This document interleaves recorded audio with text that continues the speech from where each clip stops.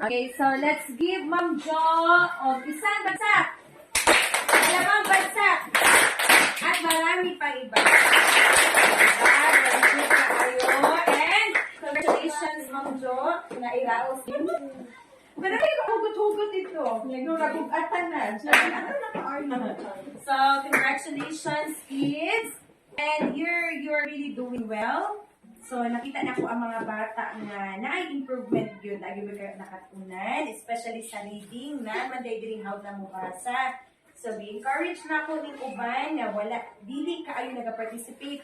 Sabay-sabay yun mo perminti kung naay mubasa. Kung sa man nato pagkatong ko atong baba, di na to ibuka.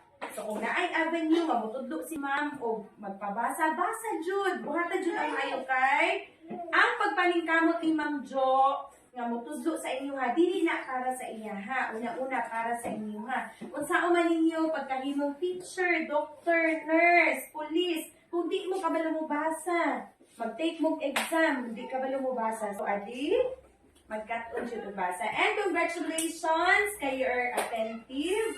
Mga bright ang estudyante ni Ma'am Jo.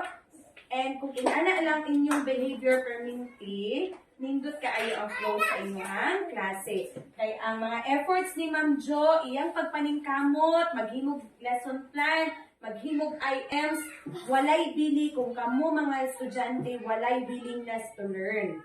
So dapat kung saan effort ni Ma'am Jo, suklian po ninyo. Kung naipabuhat si Ma'am Jo, mo trabaho, dili magtinapulan. Kung naay i-introduce si Ma'am Jo, mag-study sa balay, kaya pala inigipangutana ugma, makakat-on. And dili lang kay ipakita lang sa eskwelahan nga naminaw kay ma'am. Pag abot sa inyong balay, mag-study kay ganuman. Kanita ng lesson nga gitudlo ni Ma'am Jo, abot mo high school, college, ibalik gihapon ni tudlo sa inyo ha. So mamila mo kay Ma'am Jo sa perminti internal lang dito ang mga lessons nga na-learn. Maabot ang panahon nga magpasalamat mo kay Ma'am Jo kay gitudloan mo niya about ani ka na hinumduman niya. So nakuha ni ang pasabot ni Ma'am? Yes, Ma'am! Una nga, i-internalize ang tanang ginatudlo ni Ma'am. And dili lang dapat kay hawd ta sa mga lessons. Unang-una ato ang batasan. Ganinang morning, unsa inyong gibuhat.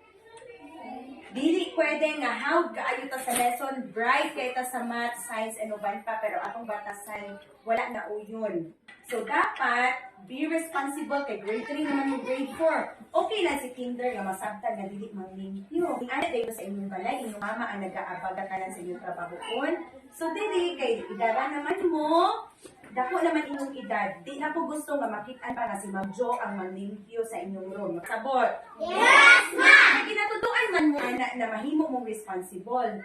So, musudot mo sa madili, maabot ang panahon nga mo, bulag mo sa inyong ginikanan, labi na school college. Di man pwede nga may eskwela mo college na dito si mama magkuyog-kuyog, maglabas ito sa salina, maglaba, maglinis sa balay. So dapat, diri sa eskwelahan, tugluan na mo daan how to be independent, ka dili magsigig salig. Nakasabot? Yes, so, Ma'am! kinsa itong iasan ni mga maglimpyo mo, bitaw na nga maabot mo diri, bago ta mag-flag, palimpyohon mo og uban pa kay para ini maabot, di na ma-stress si ma'am kay dapat unta ko matudlo na si ma'am abot sa motorcycle. Nang limpyo pa si ma'am dito so di na nakaulas ang nakaon nga dapat dili mo sa eskwelahan kay magkaton man dili man kay kuan. Nakasabot?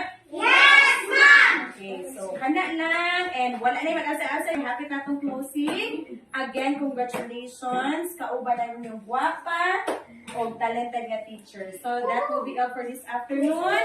Buhian na mo namog sa'yo kay mag-meeting ng teacher and mag-practice ang Star Scout o Girl Scout. So ang mga boys, panahon sa mga girls ron, uli mo sa inyong balay, tabangan si mama mga magkahon, magkabugbubi, kaya para hindi ma-stress inyong pinikanan.